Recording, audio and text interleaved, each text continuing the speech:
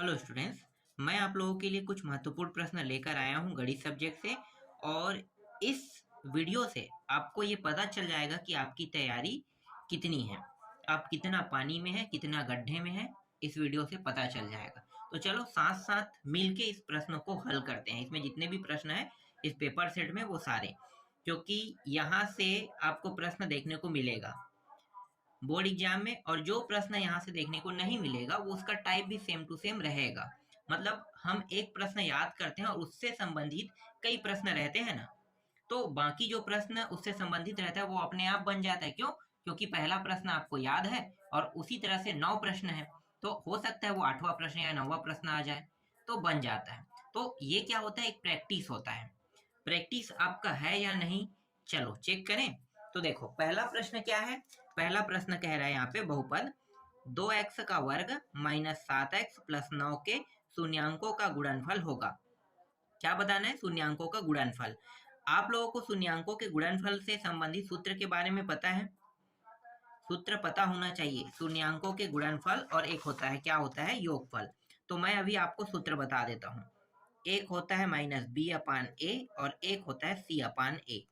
अब इन दोनों में बताओ कौन सा सूत्र माइनस बी अपान ए और कौन सा सूत्र माइनस सी अपान ए, इन दोनों में से योगफल या गुणनफल है? पता चल रहा है? यही सूत्र का उपयोग करके हम बता सकते हैं। तो ये जो सी अपान ए है ना, ये है गुणनफल है और ये है योगफल है। जब प्रश्न में कहेगा योगफल निकालने के लिए तब हम इस सूत्र का उपयोग करेंगे, और जब गुणनफल कहेगा तो हम इस सूत्र का उपयोग करेंगे। अब यहाँ पे ए बी सी का मान निकाल लेते हैं। एक्स के साथ गुणा क्या है, 2, तो 2 जो है ये आगे में है इसलिए ये ए होगा। पीछे में देखो एक्स के साथ गुणा क्या है, -7 का गुणा है ना, तो यहाँ पे क्या निकालोगे, ए का मान हो गया, तो ये क्या हो जाएगा, ए का मान पहले 2 लिखेंगे, बी का मान कितना है -7, और सी का मान क्या है, यहाँ पे कोई एक्शन नहीं तो डायरेक्ट सी का मान 9 लिख देंगे। अब सी अपान ए, तो सी का मान 9। देखो हम क्या कर रहे हैं, हम यहाँ पे सूत्र में इन मानों को रख रहे हैं। तो ये जो सी है इसका मान कितना है, 9 है ना, तो सी के जगह पे हमने 9 रखा, अपान ए का मान कितना है, 2। 9/2। अब देखो उत्तर में कहाँ पे है, 7/2, 9/2 यहीं पे है, तो ये 9/2 क्या होगा, बी जो है इसका आंसर हो जाएगा। समझ में आ रहा है ना आपको? एक तो आपको खुद सॉल्व करना है प्रश्नों को और समझना भी खुद को है। और यहाँ पे मैं आपको समझा रहा हूँ, इसका मतलब ये है कि कितना इंपॉर्टेंट टॉपिक पे मैं आपसे चर्चा कर रहा हूँ। मार्च में आप लोगों का पेपर है। अगर आप अभी से तैयारी नहीं करोगे तो फिर आप समझ जाओ कि आपका नंबर जो मैं बोलता हूँ ना उससे भी बहुत गए गुजरे आएगा। अच्छा नंबर लाना है तो एक तो जो प्रश्न हम आप लोगों को दे रहे हैं, जो आईएमपी सूची दे रहे हैं, उनको पढ़ो। क्योंकि मैं बहुत से लोगों को देखा हूँ जो बुक की तैयारी करते हैं, सबसे ज्यादा नंबर पाते हैं जो बुक को छोड़ के गाइड या अन्य साधन जो कम, जितना कम पढ़ सके उतने पढ़ने वाले को सबसे अच्छा नंबर मिलता है। और जो बुक और अदर चीजों के सहारे में जब चले जाते हैं ना, सबसे घटिया नंबर उनको मिलता है। क्योंकि मैं भी कॉलेज में पढ़ा हूँ तो मुझे याद है, मैं जब कॉलेज में था ना फर्स्ट ईयर में, तो मैथमेटिक्स बीएससी लिया था, मैं कंप्यूटर साइंस लेकर पढ़ा हूँ। तो फर्स्ट ईयर में ना मैं बुक से पढ़ा था, और बुक में ना पूरा बुक 3 पार्ट होता है मैथ्स का, तो 3 पार्ट में जो पहला पार्ट था, जब मैंने पहला पार्ट से तैयारी किया तो पूरा बुक को पढ़ा था, पूरा बुक को। सबसे घटिया नंबर मेरा उसी में आया था। सेकेंड में मैंने आधा बुक पढ़ा था और आधा परीक्षा बोध का उपयोग किया था, उसमें मध्यम नंबर आया। और जिसमें सिर्फ पूरी तरीके से परीक्षा बोध को पढ़ा था ना, सबसे हाई नंबर आया था। और एक एक पेपर जो 50-50 नंबर का होता है, कुल मिलाकर तीनों सब्जेक्ट मिलाकर 150 नंबर का। तो सबसे अच्छा नंबर मेरा ना तीसरा पेपर में आया था, जबकि सरल, सबसे सरल पेपर था ए। क्योंकि मैंने बुक से पढ़ा था और बुक से पढ़ने के कारण मैंने सारे प्रश्नों की प्रैक्टिस किया था। अब सारों प्रश्नों की प्रैक्टिस करने के कारण कुछ प्रश्न ऐसे जो उलझा देते हैं दिमाग को, तो वो मुझे उलझा दिया, और उलझने के कारण क्या हो गया, वहां पे सत्यानाश हो गया। मैं फंस गया कुछ प्रश्नों पे, उसके बाद वो सॉल्व नहीं हो पाया। तो यही प्रॉब्लम होता है सबके साथ। तो बुक का सहारा तब तक लेना अच्छा है जब तक आप एग्जाम नहीं दिला रहे हैं। जैसे ही आप एग्जाम दिलाने जाओगे तो बुक के सहारे के माध्यम से पढ़ोगे तो आपका नंबर डाउन जाएगा। क्योंकि मैंने परीक्षा बोर्ड में सारे प्रश्नों को बता दिया है कि कौन सा प्रश्न आएगा कौन सा नहीं आएगा। ठीक है, तो आप उसके हिसाब से पढ़ सकते हो। प्रैक्टिस आपके ऊपर है, प्रैक्टिस जितना करोगे परीक्षा बोर्ड को उतना अच्छा नंबर जाएगा। परीक्षा बोध है, परीक्षा सार है, कई चीजें गाइड जो है निकला हुआ है ना, तो उनको आप प्रैक्टिस करते रहना। ठीक, आगे बात कर लेते हैं। इसके बाद देखो 6:10 समानुपात x अनुपात 25 में x का मान निकालिए। तो x का मान कितना हो गया? बहुत आसान प्रश्न है, 6/10 कर दो और x/25 कर दो। तो ये क्या होगा देखो मैं आपको दिखाता हूँ, बहुत आसान आसान प्रश्न दे रहे हैं ये लोग। 6/10 समानुपात को हम बराबर लिखते हैं और फिर एक था x और बटा कितना था? 25 था ना, इस तरह से। अब इनका क्या करेंगे? तिर्या गुणा होता है, अगर इस प्रकार से रहता है तिर्या गुणा, इसका गुणा इसके साथ, इसका गुणा इसके साथ होगा। ठीक है, लेकिन x को हम कुछ नहीं करेंगे, जैसा वैसा रहने देते हैं, सिर्फ 25 को हम यहाँ पे ले आते हैं। तो 25 गुणित 6 और नीचे में कितना है? 10, इस तरह से। और यहाँ पे क्या हो जाएगा? x 5 दूनी 5 पंचे 2 एकम 2 तिया 5 तिया कितना हो गया? 15। x का मान कितना आया? 15 प्राप्त हुआ। देखो 15 कहाँ पे है भाई? 15 ए में है, तो उत्तर क्या होगा? ए होगा। बहुत आसान था। ठीक, अब इसके बाद देखो बिंदु दिया है 8 और 6 दिया है तथा मूल बिंदु से बीच की दूरी। मूल बिंदु कैसे निकालते हो? देखो एक ग्राफ बनाओगे पहले, ये ग्राफ है। कई बार प्रश्न में पूछता है मूल बिंदु का मान, तो क्या बताओगे? 0 0 बताओगे। ये मूल बिंदु का है और इस तरह से कुछ रहेगा टॉपिक। ठीक है, इस तरह से। यहाँ पे क्या है? 8। तो चलो मैं यहाँ पे 8 ले लेता हूँ इसको। ठीक है, ये 8 और यहाँ पे मैं इसे 6 ले लेता हूँ। अब इस प्रश्न में क्या कहा है? मूल बिंदु के बीच की दूरी कह रहा है। ठीक है, तो इन दोनों को अगर मैं इस तरह से नापूंगा, स्केल के माध्यम से हम नाप सकते हैं ना, तो नापने में कितना आएगा? इन दोनों के बीच की दूरी जो है ये 8 है, 6 है, मतलब ये 10 हो गया। ठीक है, तो यहाँ पे 10 आ जाएगा कुल मिला के। तो ए जो आंसर है ना 10 जो है, यही क्या होगा? इसका आंसर होगा। ठीक है, चलो इसके बाद है 6 सेंटीमीटर भुजा वाले घन के विकर्णों की लंबाई होगी। मैंने अभी अभी कुछ वीडियो में आपको घन और घनाभ पढ़ाया है। मैं घन और घनाभ आपको फालतू में नहीं पढ़ा रहा हूँ, शंकु मैं आपको फालतू में नहीं पढ़ा रहा हूँ, गोला मैं आपको फालतू में नहीं पढ़ा रहा हूँ। ठीक है ना, आयत और ना ही वर्ग जो है ना फालतू में नहीं पढ़ा रहा हूँ, ये काम का टॉपिक है। मैंने पूरा बुक आपका एनालिसिस किया है, उसके बाद मैं आपको इन टॉपिकों को बता रहा हूँ। इसका मतलब इससे प्रश्न आते हैं और जब आएंगे तो आप फंसो ना, इसलिए मैं उन टॉपिकों को आपको देते रहता हूँ। तो आपको उन टॉपिकों को देखते रहना चाहिए, और अगर आपको अपना खुद नुकसान कराना है तो भाई मैं कुछ नहीं कर सकता। एक एक नंबर के भी प्रश्न बहुत महत्वपूर्ण होते हैं और सबसे ज्यादा ना एक एक नंबर के प्रश्न लोग गलती करते हैं, तो गलती नहीं करना है, बहुत आसान होता है। ठीक है, तो यहाँ पे उत्तर क्या आ जाएगा?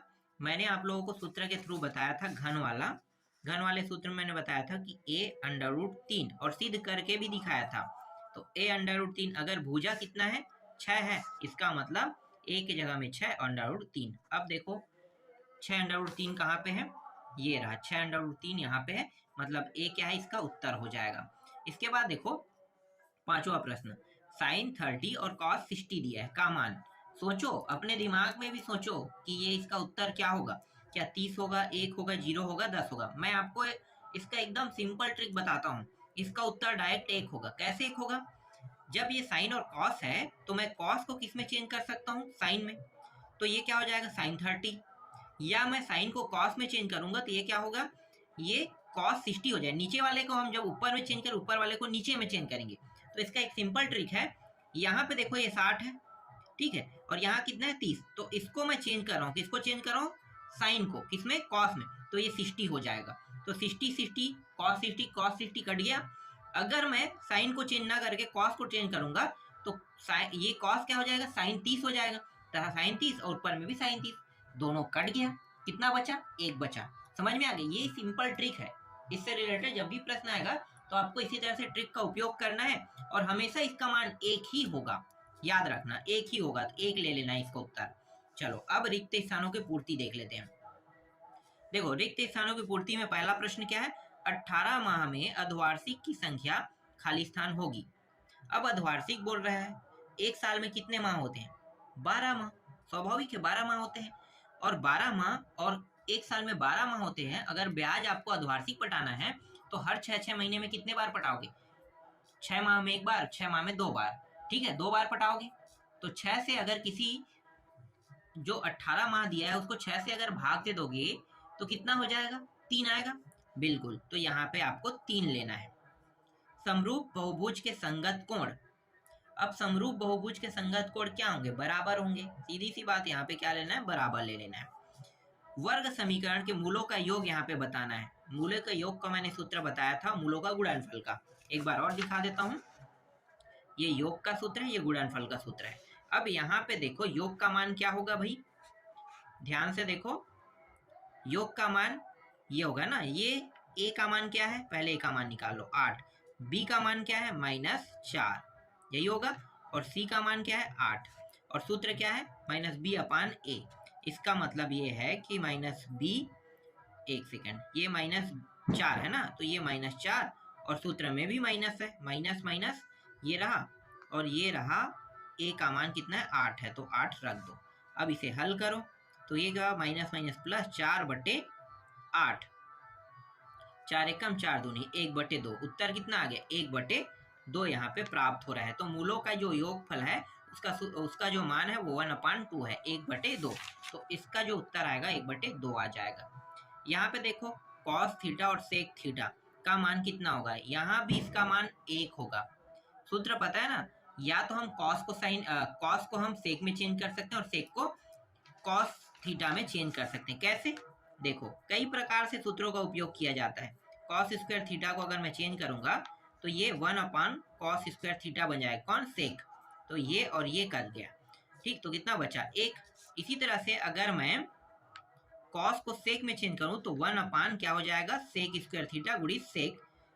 एक ही को चेंज करना है ना, दोनों को नहीं। ये कट गया, यहाँ भी 1 प्राप्त हो गया। दोनों कंडीशन में मुझे 1 मिल रहा है, तो इसका उत्तर क्या आ जाएगा? 1 ही आएगा। समांतर श्रेणी के दो क्रमागत पदों का अंतर खाली स्थान कहलाता है। क्या कहलाता है? सार्वंतर। आप लोगों को पता है ना, समांतर श्रेणी क्या होता है? 1 2 3 4, इसके बाद डॉट डॉट डॉट 10, इस तरह लिख दिया मैंने। तो क्या सार्वंतर कैसे निकालते हो? पीछे वाले पद में आगे वाले पद को घटा दो, तो कितना आ गया? 1 आ गया। और यही 1 क्या है? डी है। डी मतलब सार्वंतर है, ठीक है। यही क्या है? सार्वंतर है। तो यही पूछ रहा है, समांतर श्रेणी के दो क्रमागत पदों का अंतर खाली स्थान कहलाता है। क्या कहलाता है? सार्वंतर कहलाता है। बन गया ये भी। चलो अब देख लेते हैं सत्य असत्य, देख लेते हैं। सत्य असत्य में देखो, आयत के प्रत्येक कोण का मान 90 अंश होता है। आप लोगों को पता है आयत के और वर्ग के सभी कोण 90 अंश के होते हैं, ठीक है। मैं यहाँ पे स्पष्ट बता रहा हूँ, आयत का भी 90 अंश का होता है, वर्ग का भी होता है। अगर वर्ग रहेगा तो भी आपको सत्य ही लेना है। ए अंतर्भाव बी को गणितीय रूप में लिखे, तो यहाँ पे ए दिया हुआ है, ठीक है, और ये बी दिया हुआ है, तो ये सिंबल नहीं लगेगा, इसलिए ये असत्य है, ठीक है। वर्ग समीकरण में चर की अधिकतम घात 2 होती है, ये भी सही है। आप देख सकते हो, मैं आपको फिर से दिखा देता हूँ वर्ग समीकरण। ये देखो, ये एक वर्ग समीकरण, यहाँ पे घात क्या है? सबसे बड़ा घात 2 है, यही अधिकतम घात है, 2 होती है, ठीक। इसके बाद चौथा देखो, 5 तथा 10 का तृतीय अनुपात 20 होगा। क्या ये सही कह रहा है? बिल्कुल सही कह रहा है। चित करके दिखाता हूं मैं आपको। देखो 5 और 10 इस तरह से दिया हुआ है ना, 5 और 10, और हमें निकालना क्या है? तृतीय अनुपाती। तो 5 और 10 मतलब 5 के बाद अनुपात 10 और 10 के बाद समानुपात फिर 10 और तृतीय अनुपाती क्या हो जाएगा? x, ऐसा कुछ बनेगा, ठीक है। क्योंकि तृतीय अनुपाती क्या है, इसका मतलब ये 10 जो है वो 2 बार आएगा। ऐसे कंडीशनों में 10 2 बार आएगा, ठीक। उसके बाद क्या करो? 5/10 गुणित 10/, एक सेकंड, बराबर है 10/x, ठीक है। इसका यहाँ पे गुणा, इन दोनों का यहाँ पे गुणा। तो मैं क्या करूंगा? x को ऊपर ले गया तिर्यक गुणक रूप में, ये 5 नीचे आ जाएगा और ये 10 यहाँ पे और ये 10 यहाँ पे, 5 एकम 5 दूनी इतना। तो x का मान कितना आ गया? 20 आ गया, ठीक है। x का मान 20, तो यहाँ पे 20 जो है वो सही है। इसका मतलब ये भी कथन क्या है? सत्य है। देखो समझ में आ रहा है ना ये सारे टॉपिक जो मैं आपको बता रहा हूँ। अगर समझ में नहीं आ रहा है तो आप समझ सकते हो आपकी तैयारी एकदम 0 है। आप तो समझ लो क्या होने वाला है, आप सिर्फ पासिंग मार्क पा पाओगे ऐसे में, ठीक है। तैयारी जो है जैसे मैं बताया हूँ वैसे आपको करना होगा, तभी आप अच्छे नंबर पा पाओगे। देखो, आवर्ती जमा खाता में बचत खाता की तुलना में अधिक ब्याज मिलता है। अधिक ब्याज मिलता है, ये सत्य है। देखो खाता जो है 4 प्रकार के होता है। एक खाता जो है सबसे कम ब्याज मिलता है, उसे हम कहते हैं चालू खाता कहते हैं। सबसे कम ब्याज मिलने वाले खाते को चालू ब्याज कहते हैं। उससे अधिक ब्याज मिलता है बचत खाता, जो अभी आप सभी के पास वो खाता होगा, क्योंकि आपको जो छात्रवृत्ति मिलता है ना वो बचत खाता में, बचत खाता आप लोगों के खुलवा के रखे होंगे, आपके शिक्षक गुरुजी जो भी है, ठीक है, खुलवा के रखते हैं, उसी में आपको छात्रवृत्ति मिलता है, तो वो बचत खाता है। ठीक है, बचत खाता है। तो दूसरा खाता बचत खाता हो गया, तीसरा जो है आवर्ती और चौथा है सावधि। अब यहाँ पे आवर्ती और सावधि के बारे में बता देता हूँ कि दो खाता ऐसे हैं जिसमें कम और उससे अधिक ब्याज मिलते हैं, और सबसे ज्यादा ब्याज मिलने वाला जो है ना वो खाता है आवर्ती और सावधि। दोनों दोनों एक है ना, मतलब दोनों में ब्याज जो है एक मिलता है, अलग अलग नहीं मिलता है। जितना ब्याज आपको सावधि में मिलेगा उतना ही ब्याज आवर्ती में मिलेगा। ठीक है, आवर्ती और सावधि में समान ब्याज है। तो कभी प्रश्न आ जाए और ये पूछा जाए कि किसमें सबसे ज्यादा ब्याज मिलता है, आवर्ती या जमा, सॉरी आवर्ती या सावधि के है, तो आप क्या बताओगे, बराबर बताओगे। ये नहीं कहोगे कि आवर्ती में ज्यादा मिलता है सावधि में ज्यादा मिलता है, ये आप नहीं कह सकते। दोनों को बराबर बताना है। अगर इसमें 8 मिलता है तो उसमें भी 8 मिलेगा। लेकिन अंतर ये है कि सावधि में क्या है, पैसा एक बार में जमा किया जाता है। जैसे मैं 1 लाख जमा कर रहा हूँ तो सावधि जमा खाता में एक ही बार में मैंने 1 लाख जमा कर दिया। आवर्ती में ऐसा नहीं होता है, हर माह 1,000 2,000 मिला के कुछ 1 लाख तक के जमा किया।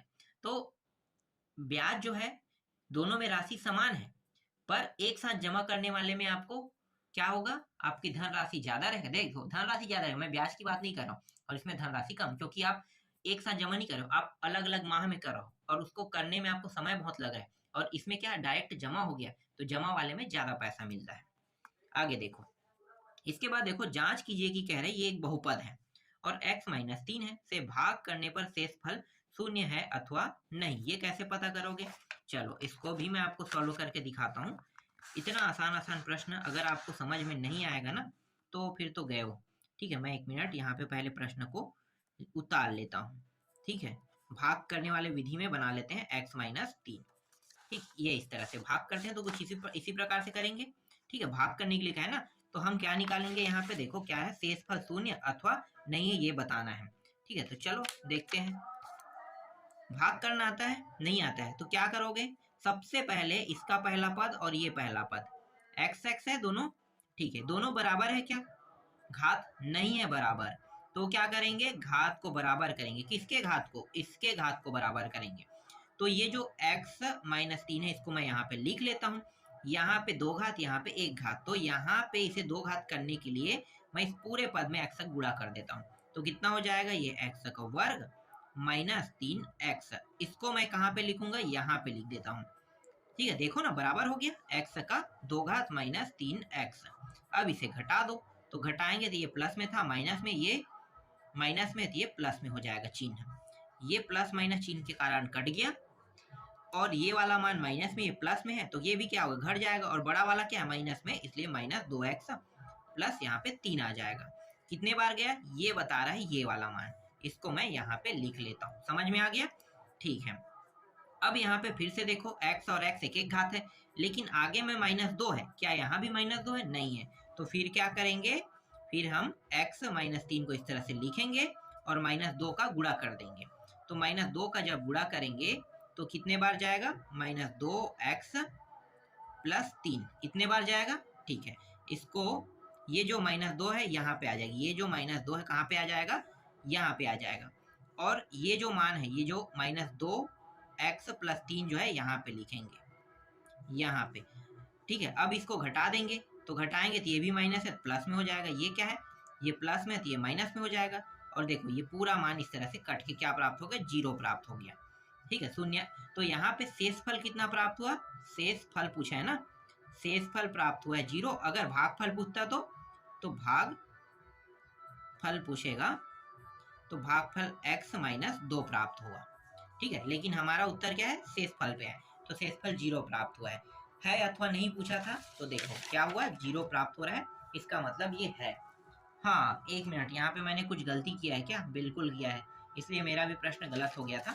चलो मैं बता देता हूँ, यहाँ पे मैंने 3 दूनी कितना करना था, मुझे 6 करना था ना, ये गलती हुआ था। ठीक है, सुधार लिए।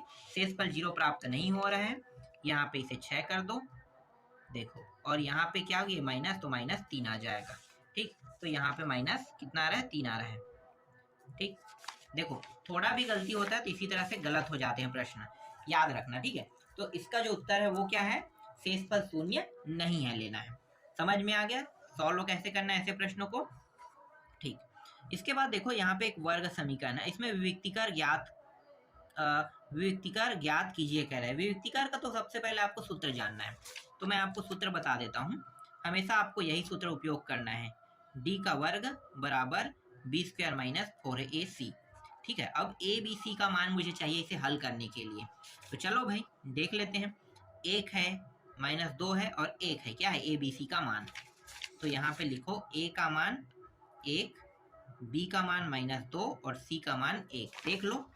ठीक है, मैंने क्या बताया था, मैंने बताया था कि जब भी ए बी सी का मान निकालोगे तो x के साथ क्या गुणा है, कुछ नहीं दिखाई दे रहा, मतलब 1 का गुणा है। यहाँ पे x के साथ -2 का गुणा है, ये b का मान हो गया और ये पीछे क्या होगा c का गुणा, कोई x से कुछ भी नहीं है, तो क्या करेंगे डायरेक्ट 1 लिख लेंगे। ठीक है, तो 1 2 क्या प्राप्त हो गया, 1 -2 और 3, 1 -2 और 1 प्राप्त हो गया। इस सूत्र में मान रख दो। b का वर्ग क्या है, b का मान है -2, तो ये -2 और इसका वर्ग कर दो। फिर 4 गुणित 1 का मान a और c का मान भी 1 ही है, तो ये माइनस माइनस वर्ग है, मतलब 4 हो जाएगा और ये 4 बराबर 0। तो विविक्तिकार का मान कितना प्राप्त हुआ, 0। तो यहाँ पे आप लिख सकते हो, देखो पूरा सॉल्यूशन हुआ है, 0 प्राप्त हुआ है। आसान था प्रश्न। ठीक, इसको कैसे हल करोगे अंतःखंड वाला, मैंने आप लोगों को पूरा प्रश्न बता दिया है, समझा के भी बताया हूँ ना। यहाँ पे मैं पूर्ण सॉल्यूशन दे रहा हूँ आपको। अब वीडियो कितना लंबा बनेगा मुझे भी पता नहीं, जितना लंबा बने, लेकिन मैं आपको इसमें समझा के रहूँगा। अगर आप इस वीडियो को देख लेते हो और समझ जाते हो, तो समझ जाओ कि आप लोगों का जो प्री बोर्ड होगा, जो आप लोगों का वार्षिक पेपर होगा, वो बहुत आसानी से निकल जाएगा। ठीक, तो देखो 3x है, यहाँ पे मुझे y को चाहिए। यहाँ पे क्या बताया पता है, यहाँ पे प्रवणता तथा y अक्ष पर काटा गया अंतःखंड ज्ञात कीजिए। प्रवणता कैसे निकालते हैं, तो इसे मैं क्या करूंगा, y बस को अकेले लूंगा, इस पूरे को दूसरे साइड फेंक दूंगा। ठीक है, तो देखो कैसे किया है, यहाँ पे देखो 5y हो गया, इसको उस साइड फेंक दिया। ठीक है, सभी के सभी मानों को, और यहाँ पे फिर y बस को अकेला करेंगे, 5 है, क्या होगा गुणा के रूप में, मतलब सभी नीचे में आ जाएगा इस तरह से। तो एक समीकरण प्राप्त हुआ। अब ये जो x है, जिसके साथ x के साथ जो मान गुणा में है ना 3/5, यही मान जो है ना प्रवणता है, मतलब m का मान है। प्रवणता को हम m से दर्शाते हैं, 3/5 है, और ये जो है ना ये c का मान है। ठीक है, c मतलब अंतःखंड, तो y अक्ष पर काटा गया अंतःखंड c बराबर 17/5 है। समझ में आ गया। जब भी ऐसा प्रश्न आए तो आपको ये देखना है कि ये जो y है इसको बस मुझे अकेले कैसे करना है। जब y को अकेले कर दोगे तो आप x के साथ जो भी गुणा रहेगा मान, उसको आप प्रवणता कहोगे, और जो x के साथ गुणा नहीं रहेगा उसे आप क्या कहोगे, उसे अंतःखंड कहोगे।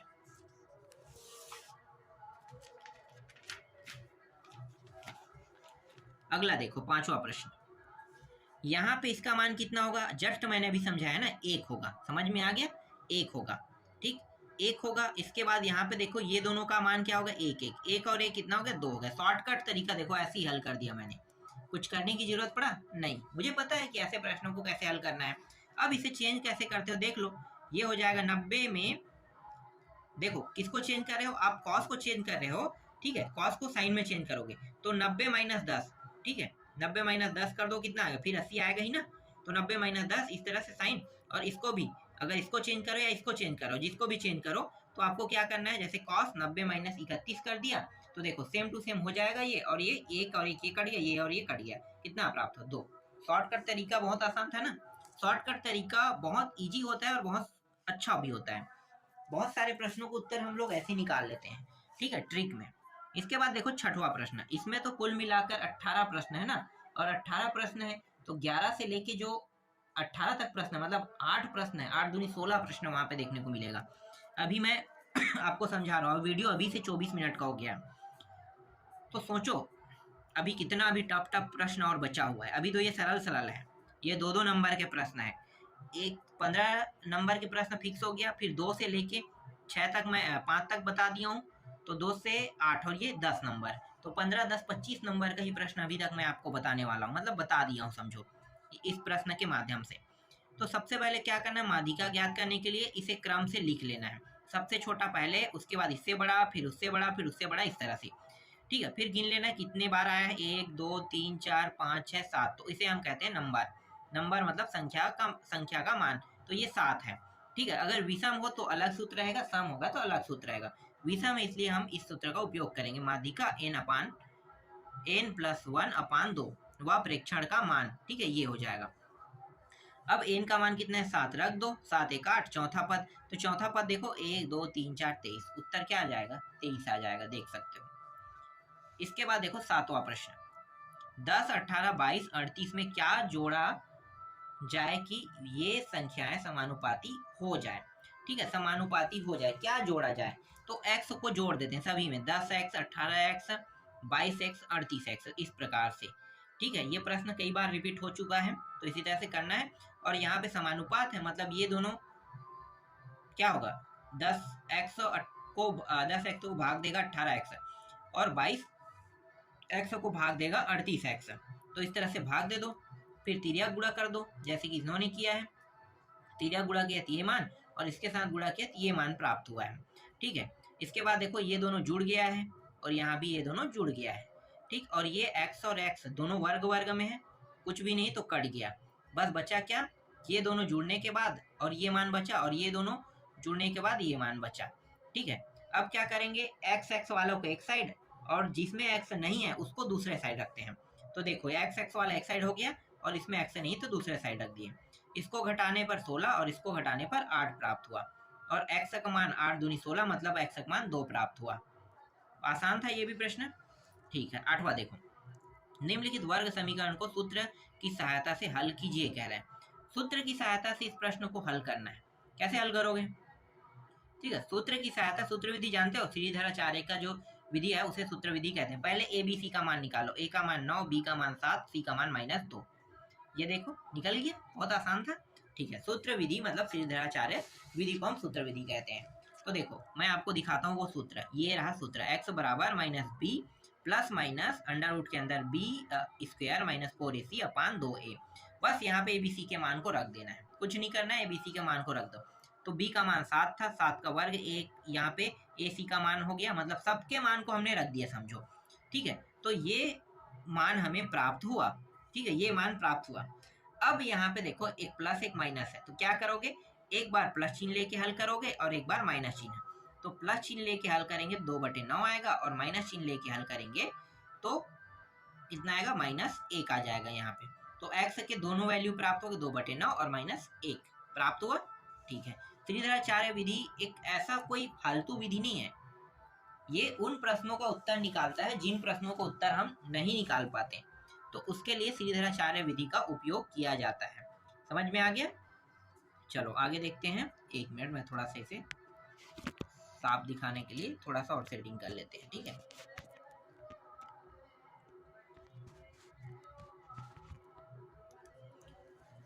ठीक, आ गए। देखो यहाँ पे आपको एक प्रश्न दिखाई दे रहा होगा, 9वां प्रश्न। ये है 2 सेंटीमीटर त्रिज्या वाले 21 गोलियों को पिघलाकर बड़ा गोला बनाया जाता है, इस नए गोले का आयतन ज्ञात कीजिए। देखो गोला का मतलब क्या होता है, अभी जस्ट मैंने आप लोगों को गोला के बारे में बताया था, बेलना चौकी का एग्जाम्पल देके। ठीक है, रियल में गोला जो है ना वो चौकी नहीं है, वो एक प्रकार का गोल गेंद है। गेंद देखो ना, जिससे आप क्रिकेट खेलते हो। ठीक है, लड़कियां तो नहीं खेलती है तो लड़कियों को पता नहीं है, लेकिन भाला फेंक गोला फेंक सुने हो ना, तो गोला फेंक में क्या है, गोल आकृति को फेंकते हैं। ठीक है, गोल आकृति, जैसे कि गेंद, टेनिस का गेंद हो चाहे वो कार का गेंद हो, तो गेंद जो है वही गोला है।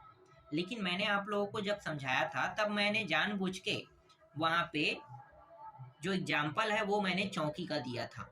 रियल में वो सही नहीं है, लेकिन समझाने के तौर पे वो बहुत यूजफुल है, इसलिए मैंने उस वहां पे चौकी का उपयोग किया था।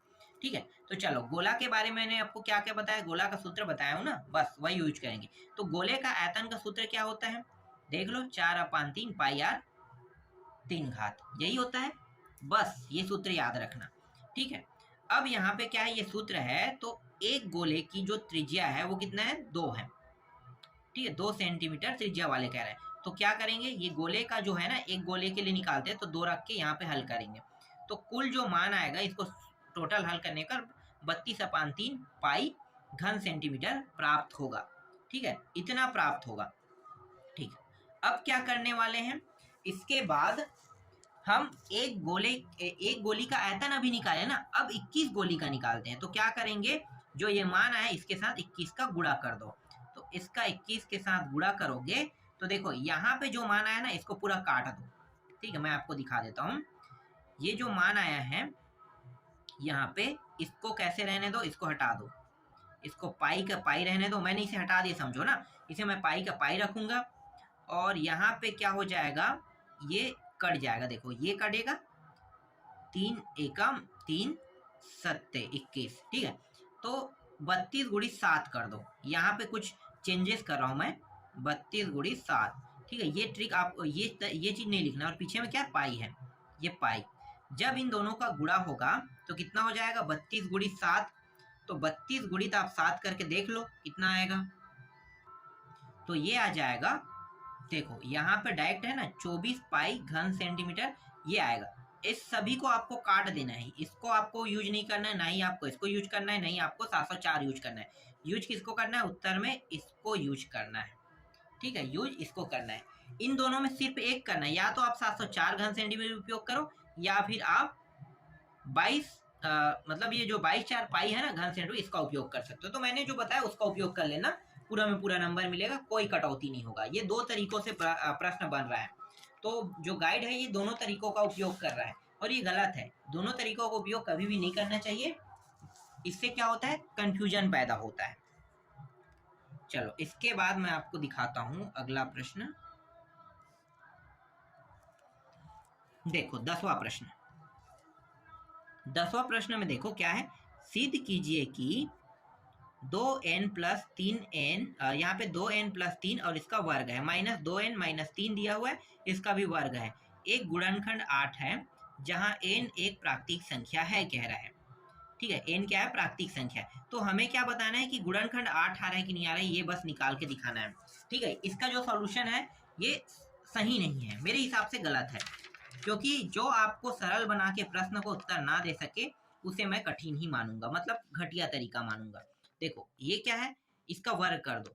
तो इसका वर्ग करेंगे कितना होगा, 2 और 2 कितना होगा, 4n का वर्ग हो जाएगा। फिर ये भी वर्ग है, 3 3 9, ये 9 हो गया। ठीक है, और इसके बाद क्या है, प्लस ये हो गया 6 और 2 12, 12n प्राप्त होगा। ठीक है, इसका मान 12n, फिर इसको भी कोष्टक में रख दो। ठीक है, यहाँ से वर्ग मैंने तोड़ा तो ये मान प्राप्त हुआ। यहाँ से भी वैसे ही वर्ग तोड़ेंगे, लेकिन यहाँ पे माइनस है।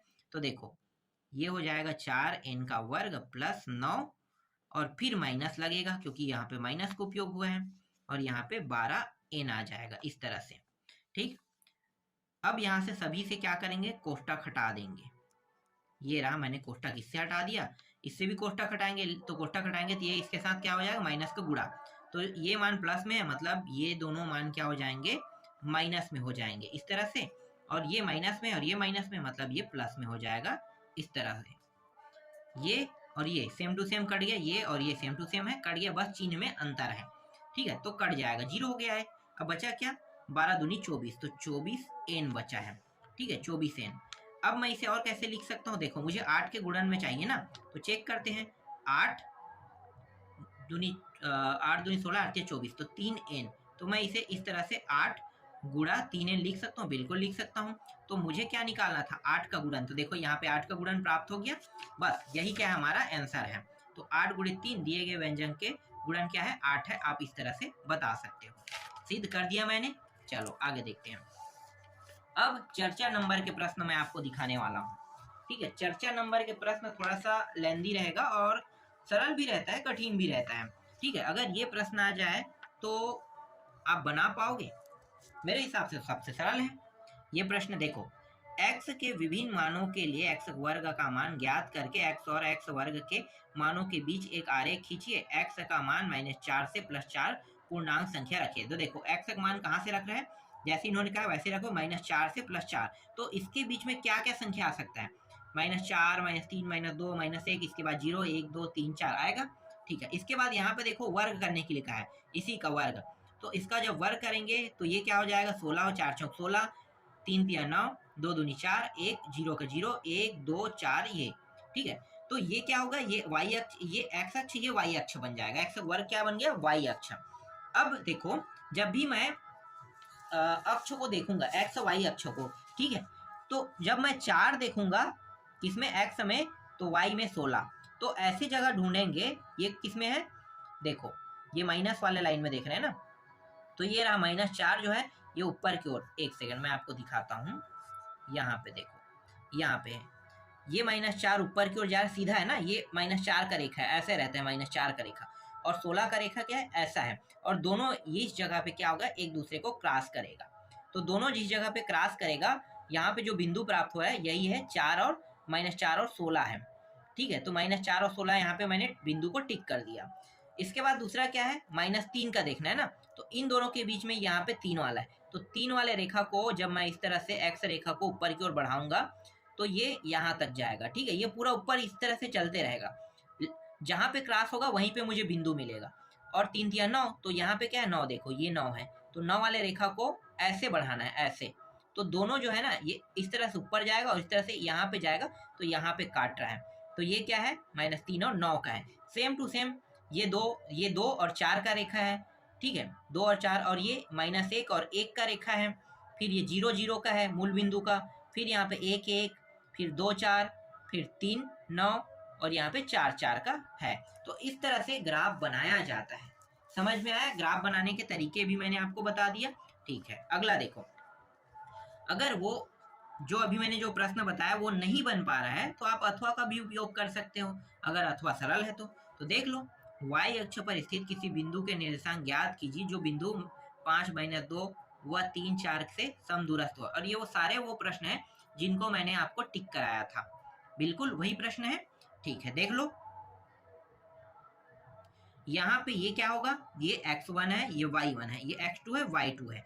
जब भी समदूरस्थ मतलब दूरी निकालना, इसका एक सूत्र होता है, फार्मूला आप लोगों को पता है, यहाँ पे तो दिया नहीं है, चलो मैं आपको लिख के बता देता हूँ, आपको कुछ इस प्रकार से सूत्र का उपयोग करना है, x2 - x1 का वर्ग प्लस y2 - y1 का वर्ग, ये सूत्र का आपको उपयोग करना है, ठीक है। तो यहाँ पे आप कर सकते हो इन सूत्रों का। और यहाँ पे एक चीज और उपयोग करना है, देखो ये जो है a का मान है, ये b का मान है, p का मान तो दिया नहीं, तो p का मान को आपको क्या मानना है, p के मान को कुछ मानना पड़ेगा, ठीक है।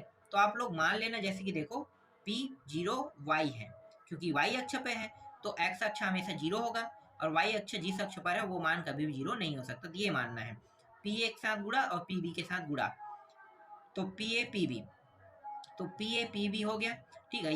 ये हो जाएगा, अभी x1 बनेगा, ये y1 बन जाएगा, ठीक। और ये मान क्या बनेगा, x2 y2। इसी तरह से ये दोनों के देखो, यहाँ भी p है, जो आगे में है ना वो बनता है, p और p क्या है, आगे में है, आगे में है, मतलब ये क्या हो जाए, x1 और y1 बनेगा, ठीक है, p के मान x1 y1 बनेगा। और पीछे में क्या है, a है और b है, तो इसके जो मान है ये x2 y2, ये भी x2 y2 बनेगा। समझ में आ गया। तो इस तरह से यहाँ पे इन्होंने मानों को रख दिया है इस सूत्र में रख के जब हल किया है, तो देख लो दोनों पक्षों में वर्ग करने पर ये पूरा हल हुआ है, और हल होने के बाद y के मान यहाँ पे एक बार 0 और -1/3 प्राप्त हुआ है, ठीक। आसान प्रश्न था, ठीक है। सॉल्यूशन मैंने पूरा बताया नहीं, फिर भी आप लोगों को समझ में आ गया होगा, क्योंकि थोड़ा सा जो हिंट है ना वो बहुत काम करता है। अगर हिंट मिल जाए तो हम बहुत सी चीज़ों को बना लेते हैं, लेकिन हिंट उनके लिए अच्छा होगा जो पहले से तैयारी कर रहे हैं। अगर आपकी तैयारी डाउन है तो आप समझ जाओ कि आपका क्या होने वाला है, ठीक है। चलो देखो, यहाँ पे सिद्ध कीजिए कि बाह्य बिंदु से एक वृत्त पर खींची गई स्पर्श रेखाओं की लंबाई बराबर होती है, ठीक है, बराबर होती है। ये सिद्ध करना है, बहुत आसान है, मैं ऐसे ही सिद्ध कर दूंगा। यहाँ पे जो लिखा है ना, ये सिद्ध करना है, ए पी बराबर ए ओ, देखो ए पी बराबर ए ओ, यहाँ पे 1 मिनट दिखाता हूँ, ए पी बराबर ए ओ, ठीक है। और ये वृत्त का केंद्र है, देखो मैं ऐसे ही सिद्ध कर दूंगा, ज्यादा कंजट नहीं करेंगे हम लोग, ठीक है। मैं यहाँ पे चित्र दिखाता हूँ और आपको सिद्ध करके दिखाता हूँ। देखो ये ए पी रेखा है ना, तो मैं पहले क्या करूंगा, मैं पी ओ रेखा को लूंगा, पी ओ रेखा जितना है उतना ही ओ क्यू रेखा है, ठीक है, एक सिद्ध हो गए, दोनों बराबर। अगला क्या कहूंगा, ए ओ जितना है उतना ही ए ओ दूसरे के लिए भी है, क्योंकि ये 2 त्रिभुज है ना, तो दोनों त्रिभुजों के लिए ये जो मध्य बिंदु मध्य रेखा काम करे, ये तो दोनों के लिए सेम है, तो ये भी सिद्ध हो गया। अगर दोनों सिद्ध हो गया तो डेफिनेटली ए और पी और ए और ओ भी बराबर हो ही जाएंगे, सिद्ध हो गया। देखो आसान था, तो आपको क्या बताना, सिद्ध बता देना है। कोण को बताओगे तो यहाँ भी 90 अंश का कोण, यहाँ भी 90 अंश का कोण बन रहा है, ये भी सिद्ध हो गया। ठीक है, तो इसी को हम क्या कहते हैं, सर्वांग नियम कहते हैं। क्या कहते हैं, सर्वांग। तो सर्वांग दोनों त्रिभुज को बताना पड़ेगा। जैसे कि देखो ये त्रिभुज एक है, एक ये त्रिभुज है, तो ए पी ओ से मिलकर बना, ए ओ क्यू से मिलकर बना है, तो दोनों सर्वांग मतलब बराबर के ऊपर में इस तरह से समरूप का निशान लगा देना, ये सर्वांग है। और अंत में ये दोनों बराबर है कह के बता दिया गया, तो यही इसका आंसर है। इसके बाद देखो अथवा प्रश्न। अथवा प्रश्न में ए बी सी एक त्रिभुज है जिसमें ए डी लंब है बी सी। सिद्ध कीजिए कि A B square plus C D square बराबर B D square plus A C square कह रहा है। ये भी आसान है, ये दोनों लंब है, यहाँ से मैंने ले लिया। ठीक है, टॉपिक को फिर पाइथागोरस प्रमेय लगा दूंगा। देखो दो त्रिभुज है, तो इस त्रिभुज में इसके पाइथागोरस प्रमेय, इसका पाइथागोरस प्रमेय निकलेगा। तो देखो ये वाला त्रिभुज है ए बी जो है, और ये मान निकला है समीकरण 1, और ये पाइथागोरस प्रमेय लगाना समीकरण 2। इन दोनों को क्या करेंगे, घटा देंगे। समीकरण 1 और समीकरण 2 को घटा देंगे, तो घटाएंगे तो कुछ इस प्रकार से मान प्राप्त होगा। मैं दिखा रहा हूं आपको, देखो ये रहा, घटाने पर कुछ इस प्रकार से मान प्राप्त हुआ। ठीक है, अब ये जो माइनस वाला देखो यहाँ पे इस तरह से मान प्राप्त होगा। ठीक है, इसके बाद देखो एडी ये दोनों कट जाएगा, बचेगा बीडी और सी डी बचेगा। ठीक है, तो यहाँ पे देखो B D square minus C D, ये बस बचा और ये कट गया। ठीक है, तो ये इस पार आ जाएगा और ये उस पार चला जाएगा, इस प्रकार से ये सिद्ध हो गया। ठीक, बराबर हुआ, सिद्ध हो गया। 13वां प्रश्न देखो।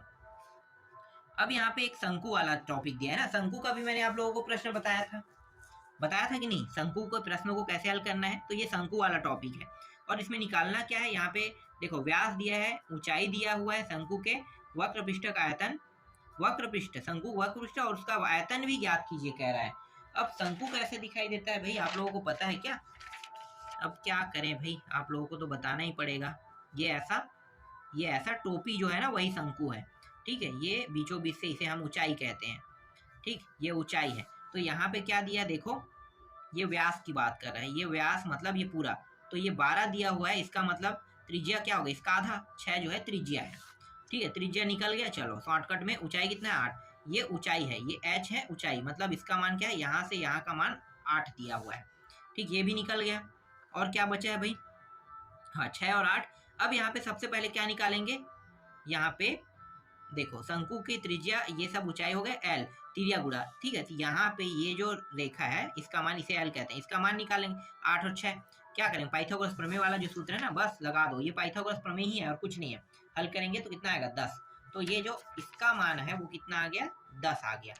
ठीक है, 10 आ गया। ठीक, अब शंकु के वक्र पृष्ठ लगा देते हैं। वक्र पृष्ठ का सूत्र क्या है, मैंने इसको भी आपको बताया था, पाई आर एल, यही है। बस 22/7 गुणित आर का मान 6 और एल का मान 10, बस रख के हल कर दो। हल करोगे तो आपको उत्तर आ जाएगा। तो देख लो भाई, इसने लगा दिया है। ठीक है, यहाँ पे देख सकते 60 पाई है, पाई के मान को यहाँ पे कुछ नहीं किया है ना, जैसा वैसा रख दिया, 60 आ गया मान लो। और 22/7 लिखना चाहो ऐसे भी हल कर सकते हो। और यहाँ पे शंकु का आयतन कब लगा दो, वक्र पृष्ठ के बाद क्या करना, शंकु का आयतन 1/3 पाई आर स्क्वायर एच, यही है। बस लगा दो, हल करो, 96 पाई आ जाएगा। तो इस तरह से इसका उत्तर भी निकल गया, बहुत आसान था। अब देखो बेलन के बारे में जिक्र कर रहा है। ये सारे वो टॉपिक है जिनको मैंने आपको बताने के बारे में बताया था ना, कि मैं इन सारे टॉपिकों को बाद में आपको बता दूंगा। मैं जो टॉपिक आपको बता रहा हूँ वो ऐसी फालतू नहीं बता रहा हूँ, कोई तो कारण होगा बताने का। देखो बेलन के क्या है, यहाँ पे परिधि दिया हुआ है। परिधि का मतलब क्या होता है, यहाँ पे बेलन से है ना, लंबित बेलन की परिधि 44। यदि बेलन की ऊंचाई, देखो परिधि का मतलब क्या हो गया, ये एक बेलन है समझो। एक मिनट मैं यहीं पे बताता हूँ। ऐसा कुछ करो, ये ऐसा बना दो। ठीक है, ये कुछ ऐसा कर दो, ये ऐसा। ठीक है, तो ये परिधि है, ये 44 दिया हुआ है परिधि। और ये ऊंचाई, ये है ऊंचाई। ऊंचाई का मान कितना दिया है, 10 दिया है। शॉर्टकट तरीके से पूरा यूज करते हैं। ठीक है, ये ऊंचाई दिया है। क्या निकालना है इस प्रश्न में, अब देखो बेलन के वक्र पृष्ठ क्षेत्रफल, बेलन के वक्र पृष्ठ का क्षेत्रफल निकालना है। तो पहले परिधि का सूत्र लगा देते हैं। ठीक है, 1 और 1 2, तो 2 पाई आर यही होगा। ठीक है, 2 पाई आर जो है ये इसके परिधि है, ऊपर वाला जो वर्ग है ना उसके परिधि है। यहाँ 44, 2 एकम 2, 22 कट गया। इस तरह से शॉर्ट सरदरों काटते जाओ। ठीक है, आर ये हो गया 22 और ये पाई, ऐसा कुछ प्राप्त होगा। ठीक है, इतना प्राप्त होगा। या आप थोड़ा सा और इसे काट फिट करोगे, देखो पाई का मान कितना होता है, 22/7। ये 22 कट गया, ये ऊपर चला जाएगा, तो ये 7। आर का मान कितना आ गया, 7 आ गया। शॉर्टकट तरीके से मैं थोड़ा फटाफट हल कर रहा हूँ। ठीक है, 7 आ गया।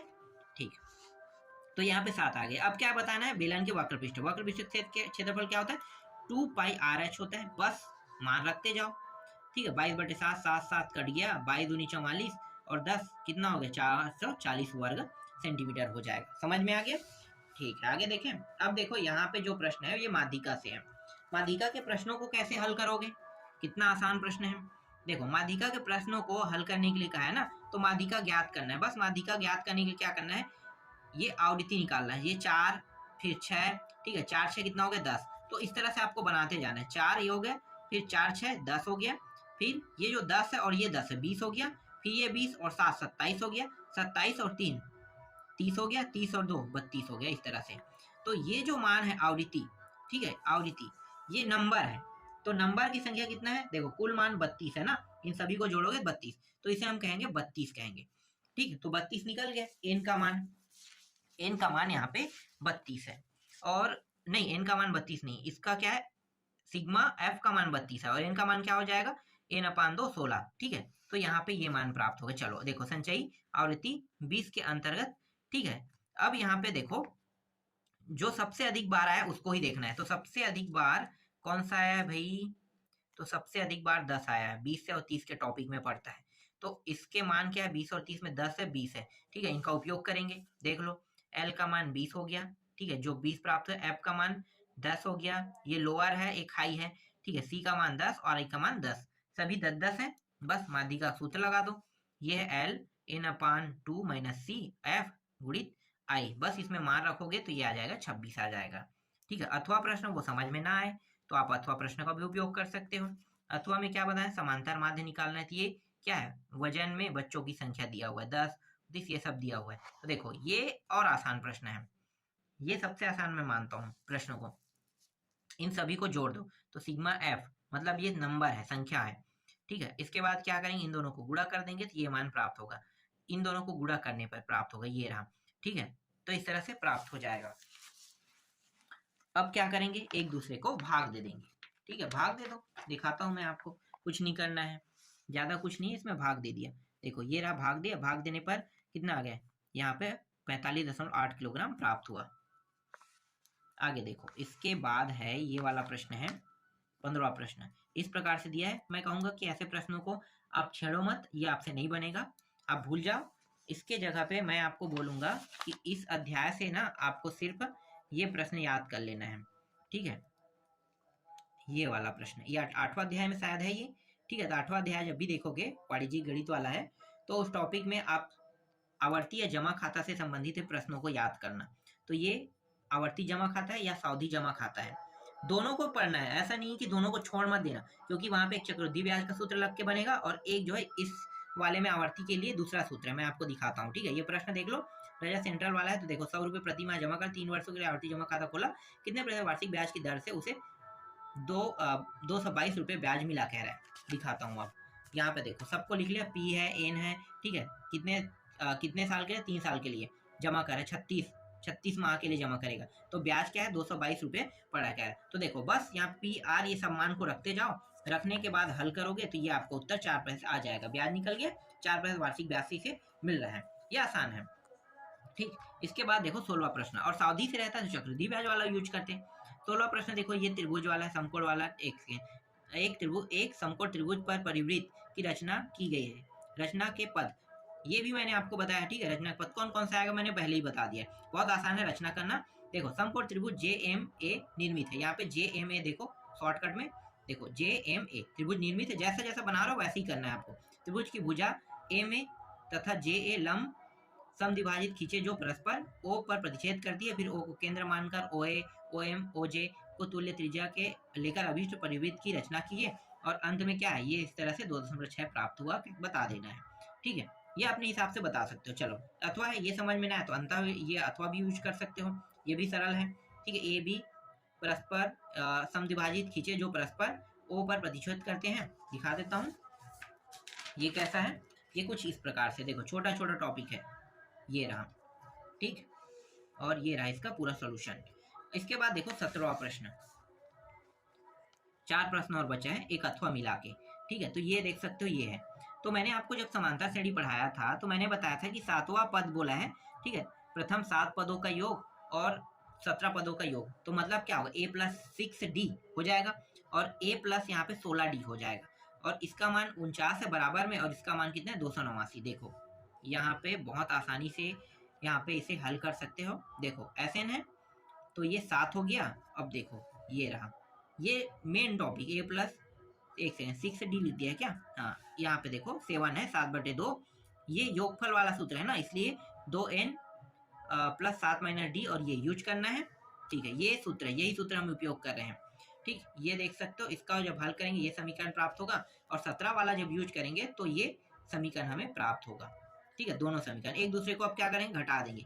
घटाएंगे तो d का मान यहाँ पे 2 आ गया और d के मान को किसी भी समीकरण में रख दो तो a का मान निकल गया। अब n पदों का योग निकाल लेते हैं, तो पदों का योग n का वर्ग निकल रहा है यहाँ पे। ठीक, अथवा देख सकते हो, अगर वो समझ में नहीं आए तो अथवा बना लो। इन दोनों को तिर्या गुणा कर देना है, तिर्या गुणा करके हल करोगे तो x का जो मान है वो कुछ इस प्रकार से बनते जाएगा और अंत में x की जो वैल्यू है 5 और -a/5 प्राप्त हो जाएगा। ठीक, ये 6 नंबर के प्रश्न है। और इसी तरह से 6 नंबर के प्रश्न में यहाँ पे देख सकते हो, ये भी प्रश्न 6 नंबर के 18वां प्रश्न, ये भी बहुत सरल है। x के मान यहाँ पे रखना है, देखो x का मान और y के मान को रख के हल करोगे, उसके बाद ये वाला मान ऑटोमेटिकली सिद्ध हो जाएगा। लेफ्ट हैंड साइड को लेकर हल करोगे, राइट हैंड साइड सिद्ध हो जाएगा। पूरा प्रक्रिया यहाँ पे दिया हुआ है, हल कर देना है। ठीक है, इसके बाद अथवा प्रश्न देखो, ये वाला ऊंचाई वाला है। ठीक है, इसको भी मैंने बताया था कि किस तरह से किसी भी का मान निकाल सकते हैं। यहाँ पे एक लड़का 30 मीटर ऊंचे एक भवन कुछ दूरी पर खड़ा है, जब वह ऊंचे भवन की ओर जाता है तब भवन के शिखर का उन्नयन को 30 अंश 60 अंश हो जाता है। बताइए कि वह भवन की ओर कितना चला। देखो मैं आपको दिखाता हूँ कितना चला, पता चल जाएगा। देखो BC का मान क्या है, एक सेकेंड, BC का मान 30 दिया हुआ है। ठीक है, BC का मान 30 दिया हुआ है और ये जो त्रिभुज है BCA 30 अंश का कोण बना रहा है, तो ये tan थीटा में लेना है। tan या cot में ही हम लेते हैं tan थीटा। ठीक है, तो tan थीटा में ले रहे हैं, तो ये क्या है, ये इसका ऊंचाई है और ये इसका क्या है, आधार है। ठीक है, तो हमें इसका मान तो पता है 30 का मान, ठीक है, और इसका मान हमें पता नहीं है। तो कर्णी ये जो 30 है इसका मान कितना होता है, tan थीटा में 1/कर्णी 3 होता है। 1/, ये 1/ कर्णी जो 3 है ये इसी का मान है। और इसका मान कितना है, ये जो BC का मान है 30 है और AC का मान हमें निकालना है। तो AC का मान कितना आ गया, AC का मान आ गया यहाँ पे 30 और कर्णी ये 3 प्राप्त हो गया। ठीक है, 30 कर्णी 3 AC का मान प्राप्त हुआ। ठीक, अब क्या करेंगे, पुनः आप 60 के लिए हल करेंगे। ये जो 60 है ना इसके लिए हल करेंगे, तो ये तो ऊंचाई है और ये आधार रहेगा। ठीक है, इसके लिए भी हल कर लेते हैं। देखो tan BC/CD, तो ये जो होता है कर्णी 3 होता है tan 60 में और इसका मान कितना है 30 का 30 और ये CD। ठीक है, CD 30/कर्णी 3 मतलब 10 × 3 और ये कर्णी 3, तो ये जो है ना 3 जो है 2 बार लिख देंगे, कर्णी 3 तो ये कट जाएगा, तो एक कर्णी 3 कट गया तो 10 कर्णी 3 आ जाएगा। ठीक, अतः लड़के द्वारा भवन की ओर चली गई ऊंचाई AD, तो दोनों को अब घटा दो, AC और CD को घटा देते हैं। ठीक है, ये जो AC है और CD है उसको घटा देंगे, तो घटाएंगे तो देखो 20√, यहाँ पे कितना प्राप्त हो गया, 3 प्राप्त हो गया यहाँ पे। हाँ ठीक है, 20√3, तो अतः लड़का भवन की ओर 20√3 मीटर चला कह रहा है। ठीक है, इस तरह से ये पूरा आपको समझ में आ गया होगा। ठीक, सेम टू सेम प्रश्न आपके प्री बोर्ड और वार्षिक में भी आपको देखने को मिलेगा।